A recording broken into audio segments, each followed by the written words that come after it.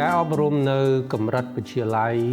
គឺជាស្ពានចម្លងដ៏មានសារៈសំខាន់បំផុតសម្រាប់សិស្សានុសិស្សគ្រប់រូបដែលត្រូវបន្តការសិក្សានៅថ្នាក់មហាវិទ្យាល័យសាលាបញ្ញាសាស្ត្រអន្តរជាតិសាខាទី1មិនត្រឹមតែជួយសិស្សានុសិស្សរបស់យើងឲ្យបដោតជាមួយនឹងការសិក្សានៅក្នុងថ្នាក់រៀនតែប៉ុណ្ណោះទេសាលាក៏មានសហប្រតិបត្តិការជាមួយនឹងស្ថាប័នអប់រំក៏ដូចជាសាកលវិទ្យាល័យល្បីៗទាំងក្នុងនិងក្រៅប្រទេសគោលបំណងរបស់យើងក្នុងការសហប្រតិបត្តិការនេះគឺដើម្បីជួយសិស្សានុសិស្សរបស់យើងទាំងអស់ទទួលបានឱកាសក្នុងការចូលរួមប្រកួតទាំងថ្នាក់ជាតិនិងថ្នាក់អន្តរជាតិទន្ទឹមនឹងនេះផងដែរសាលាក៏មានការផ្ដល់ប្រឹក្សាយោបល់ក៏ដូចជា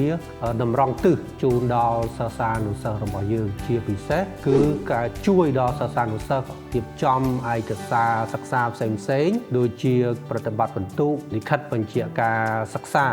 ដើម្បីឲ្យកូនសិស្សរបស់ពួកយើងមានឱកាសដាក់អាហារូបករណ៍បន្តការសិក្សានៅក្រៅប្រទេសសាលាបញ្ញាសាស្ត្រអន្តរជាតិសាខាសែនសុខបានដើរតួយ៉ាងសំខាន់ក្នុងការជួយខ្ញុំឲ្យក្លាយជាធនធានមនុស្សដែលមានទំនុកចិត្តនិងភាពក្លាហានជាងមុនសាលាបានបង្រៀនភាសាអង់គ្លេសតាំងពីធម្មតីដែលធ្វើឲ្យសិស្សមានមូលដ្ឋានរឹងមាំទាំងការស្ដាប់ការនិយាយនិងការសរសេរជាដើមការគាំទ្រពីសាលាគ្រូបង្រៀននិងឱកាសដែលខ្ញុំទទួលបាននៅសាលាជាចំណុចសំខាន់មួយដែលជួយខ្ញុំក្នុងការទទួលបានអាហារូបករណ៍នេះការត្រៀមខ្លួនសម្រាប់អាហារូបករណ៍មិនមែនត្រៀមខ្លួនតែមួយសប្តាហ៍ឬមួយខែទេយើងត្រូវតែពង្រឹងពិន្ទុសិក្សាឲ្យបានល្អតាំងពីតូចមកម្ល៉េះហើយត្រូវត្រៀមខ្លួនតេស្តសមត្ថភាពដូចជា Cambridge ឲ្យបានមុនដើម្បីកុំឲ្យមានការប្រញាប់ប្រញាល់នៅពេលដែលឱកាសមកដល់នៅពេលដែលដាក់ពាក្យសុំអាហារូបករណ៍នៅពេលដំបូងអាចជួបការបដិសេធនាងខ្ញុំក៏បានជួបការបដិសេធនោះដែរប៉ុន្តែក៏បាក់ទឹកចិត្តទោះបីជាលទ្ធផលមិនដូចអ្វីដែលយើងរំពឹងទុកក៏ដោយក៏យើងនៅតែទទួលបានមេរៀនពីបទពិសោធន៍ទាំងនេះគណៈកម្មការអាហារូបករណ៍មិនត្រឹមតែមើល